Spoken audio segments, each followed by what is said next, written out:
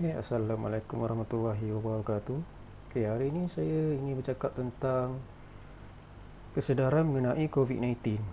Okay, seperti yang kita tahu, seluruh dunia sekarang telah dijangkiti atau telah dilanda oleh satu pandemik yang boleh meragut nyawa, iaitu pandemik COVID-19. Okay, sebelum kita bersembang lebih lanjut tentang kesedaran mengenai COVID-19 ni, kita perlu tahu apa itu COVID-19. Okay, COVID-19 ni ialah strain baru coronavirus yang sebelum ini tidak pernah dikenal pasti, iaitu satu virus yang mudah dijangkiti daripada individu ke individu yang lain. Virus ini mula dikenal pasti pada pertengahan Disember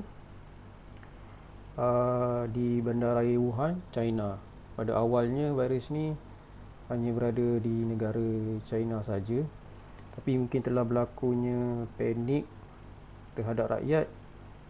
Terdapat rakyat daripada China yang cuba untuk keluar daripada negara tersebut untuk mengelak daripada jangkitan virus COVID-19 ini. Jadi setelah kebanyakan rakyat China keluar daripada negara tersebut dan pergi ke negara-negara yang lain, maka virus ini telah merebak ke banyak negara, termasuk juga di Malaysia. Okey, apa yang berlaku di Malaysia ialah pada ketika itu kerajaan pun tidak mengambil langkah-langkah yang berhati-hati, disebabkan mungkin virus ini tidak akan sampai ke Malaysia, tetapi terdapat juga pelancong China yang daripada negara tersebut datang ke Malaysia, tetapi Malaysia telah kuarantinkan mereka terlebih dahulu. Pada ketika itu mungkin Malaysia dapat mengawal wabak virus ini. Apa yang telah menyebabkan virus ini merebak lebih teruk di Malaysia ialah pada bulan 1 atau bulan 2 telah berlakunya satu perhimpunan yang telah dihadiri oleh pelbagai orang daripada luar negara. So daripada orang luar negara ni datang masuk ke dalam Malaysia, pergi ke perhimpunan tersebut. Hasil daripada perhimpunan tersebut, ramai rakyat Malaysia yang terkena dengan jangkitan COVID-19 ini. Okey, hasil daripada situ kerajaan telah memutuskan untuk membuat pergerakan kawal pergerakan. Maksudnya di situ ialah rakyat Malaysia tidak boleh untuk keluar daripada tempat asal mereka. Sekiranya mereka berada di rumah, mereka perlu duduk di rumah untuk mengelakkan daripada wabak ini merebak dengan lebih teruk. COVID-19 ni dia merupakan satu jenis virus yang mudah tersebar, iaitu dia tersebar melalui titisan pernafasan dan juga sentuhan. Okay, apa itu titisan pernafasan? Titisan pernafasan itu ialah apabila seseorang itu batuk, sesema atau bersin. Apabila seseorang itu bersin di tempat awam, maka secara tidak langsung virus itu akan keluar ke udara lah. Dan orang yang di sekelilinginya yang menghirup udara tersebut akan dijangkiti dengan virus ini. Okay, selain daripada itu, virus ini juga mudah dijangkiti melalui sentuhan. Kita sebagai manusia, ke mana saja kita pergi, kita akan menyentuh sesuatu permukaan atau sesuatu benda. So sekiranya permukaan tersebut mempunyai virus COVID-19 ni, secara tidak langsung siapa yang pegang permukaan tersebut akan dijangkiti dengan virus COVID-19 ini.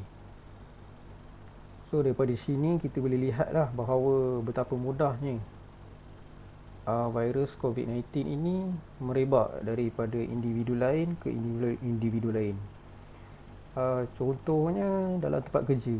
Sekiranya kita pergi tempat kerja pejabat, ia hanya memerlukan seorang sahaja yang telah dijangkiti untuk menjangkitkan seluruh pejabat tersebut. So daripada seorang ni saja boleh menyebabkan satu pejabat atau satu bangunan itu akan dijangkiti oleh virus COVID-19 ini. Okay, selain daripada itu, setelah seseorang itu dijangkiti dengan COVID-19, mereka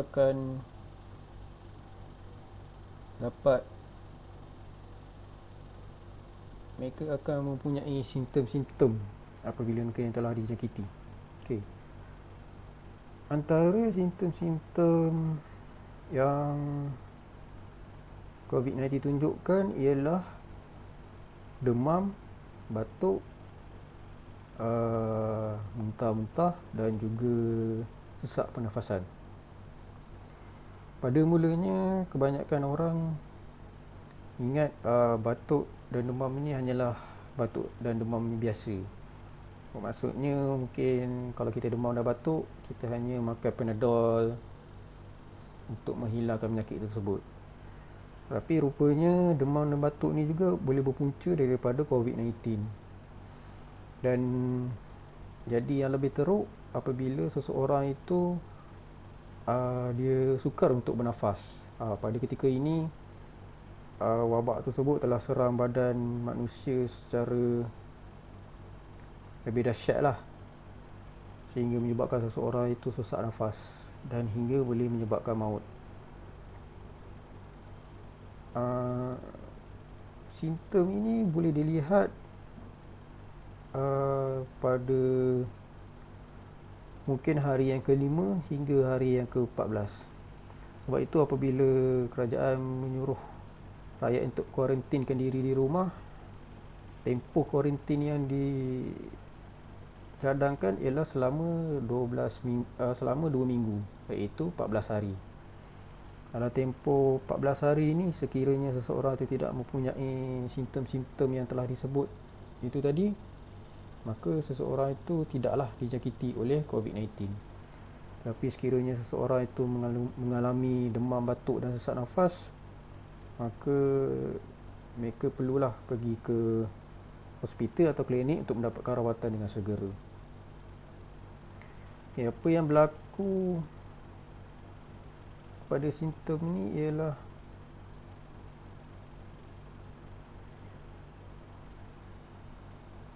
ramai rakyat yang mengambil mudah terhadap simptom-simptom ni. So pada waktu sekarang, sekiranya kita jatuh sakit demam dan batuk pun kita dah merasakan takut supaya kita tidaklah dijangkiti oleh wabak COVID-19 ini. Setelah kita tahu simptom-simptom COVID-19 ni, kita sebenarnya boleh untuk mengelak diri kita daripada dijangkiti oleh COVID-19 ini. Okey. Antara pencegahan yang kita boleh buat, yang paling ketara ialah kita perlu sentiasa memakai penutup hidung atau mask sewaktu kita berada di luar. Sekiranya kita keluar nak mencari atau barang keperluan, ada perkara-perkara tertentu yang perlu diuruskan di luar, maka sebelum kita keluar tu, kita perlulah memakai topeng muka atau topeng hidung untuk mengelak daripada kita menghirup udara yang telah tercemar. Selain daripada itu, penutup muka atau penutup hidung, kita juga perlu sentiasa membasuh tangan. Seperti telah disebutkan tadi, penyakit ini mudah untuk dijangkiti melalui sentuhan. So apabila kita sentiasa membasuh tangan, besar kemungkinan kita dapat membunuh wabak itu daripada terus dijangkiti di dalam badan kita atau orang lain. Kita juga boleh mendapatkan hand sanitizer di farmasi dalam botol besar ataupun botol kecil. Sekiranya dalam botol kecil lagi mudahlah untuk kita bawa ke mana-mana supaya selepas saja kita menyentuh sesuatu permukaan tu, kita terus membasuh tangan dengan hand sanitizer tersebut.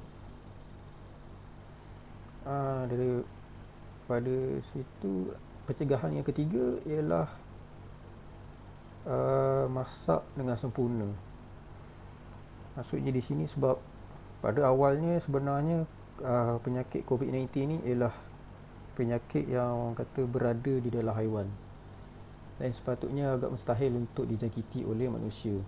Tetapi sekarang kita dapat kes yang di mana manusia telah memakan haiwan tersebut dan telah dijangkiti.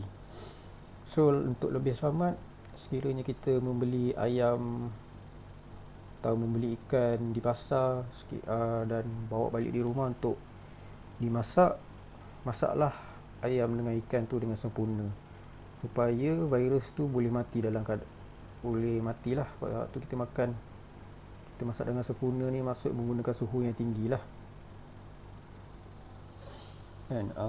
Selain daripada itu, cara pencegahan ialah sentiasa sekiranya terdapat simptom-simptom yang telah disebutkan tu tadi, pergilah ke hospital atau klinik untuk membuat pemeriksaan walaupun kita hanya demam biasa atau batuk, untuk mendapatkan kepastian yang lebih lanjut supaya kita dapat mencegahnya lebih awal. So apabila kita berada di hospital tersebut, kebanyakan hospital dan klinik sekarang telah menubuhkan pusat untuk pemeriksaan COVID-19, yang di mana pemeriksaan ini disemak melalui semak suhu dan juga mengambil sampel di dalam mulut lah untuk dikena pasti bahawa kita dijangkiti atau tidak. Sekiranya kita dijangkiti dan keputusannya positif, maka mungkin kita akan perlu untuk duduk di dalam hospital yang telah disediakan. Antara cara pencegahan yang lain ialah elakkan berlakunya satu perhimpunan. Maksudnya di sini ialah kita sekarang dah tidak boleh untuk berhimpun beramai-ramai. Termasuklah bagi pelajar yang belajar di universiti, untuk aktiviti keagamaan pun tidak boleh dilakukan disebabkan contohnya umat Islam selalunya akan pergi ke masjid untuk menunaikan solat. So pada ketika wabak ini datang, kita tidak boleh untuk ke masjid lagi untuk menunaikan solat disebabkan pergi ke masjid itu telah dimasukkan dalam satu perhimpunan yang ramai.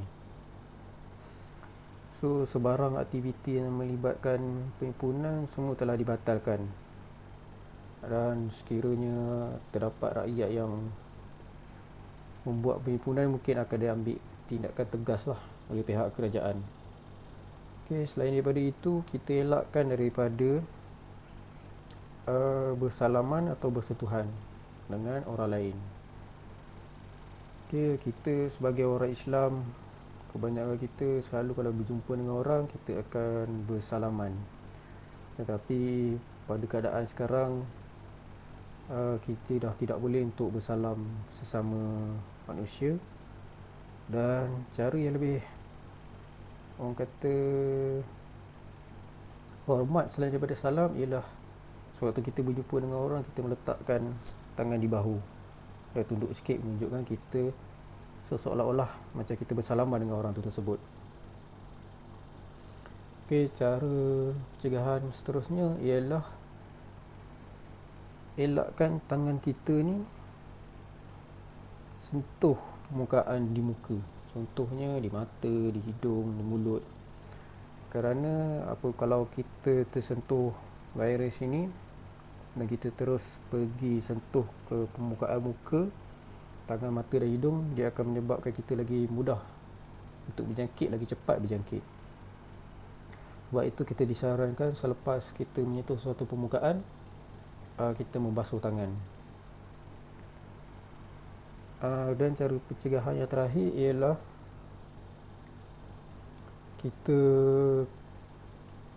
kawal jarak sosial kita sesama manusia. Maksudnya di sini ialah kita tidak boleh lagi dah untuk duduk dalam keadaan jarak yang dekat, dan jarak yang telah disarankan ialah 1 meter, antara 1 meter. So sekiranya apabila kita pergi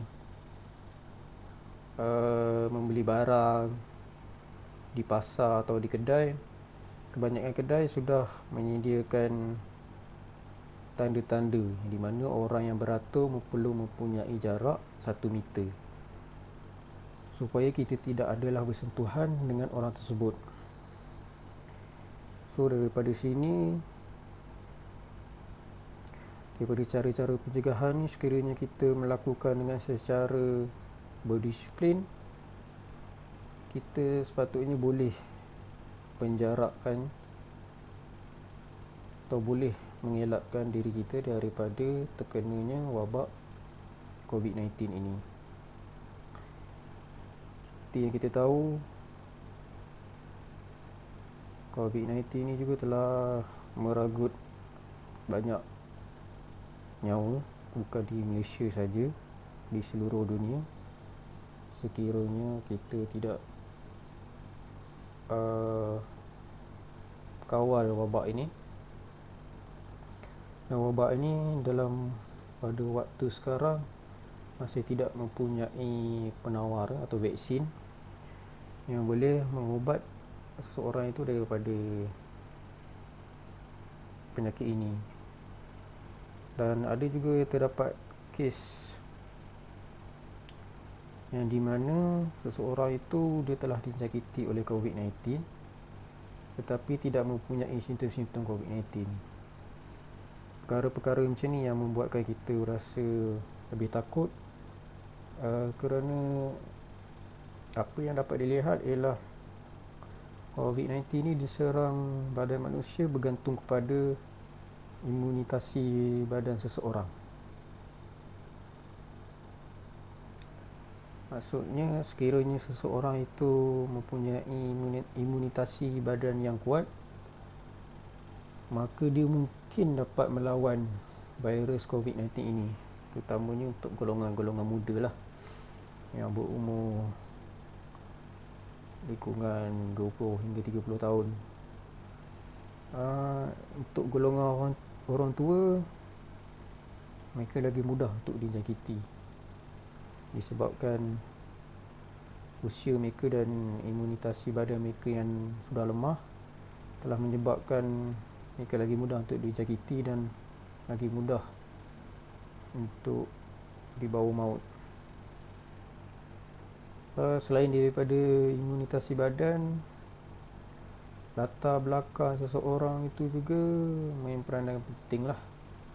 Contohnya sekiranya seseorang itu latar belakangnya mempunyai penyakit yang kronik atau penyakit lain, besar kemungkinan seseorang itu akan mudah untuk dijangkiti dan proses wabak ini serang badan itu adalah lebih teruk dan lebih cepat. Rakyat-rakyat perlu tahulah betapa bahayanya COVID-19 ini, kerana terdapat rakyat yang apabila kerajaan menyuruh untuk duduk di rumah dalam tempoh sebulan atau 2 bulan, kebanyakan rakyat sudah tidak boleh untuk menerima duduk di dalam rumah, kerana kebanyakan rakyat ingin keluar ke rumah untuk bersukan, untuk bergaul dengan rakan-rakan.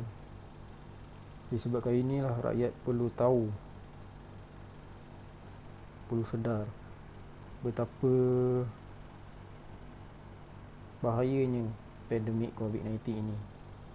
Sekiranya rakyat tidak mempunyai disiplin yang kuat dan hanya pentingkan diri sendiri, tidak mustahil kita tidak akan dapat bendung penyakit ini daripada merebak di seluruh Malaysia.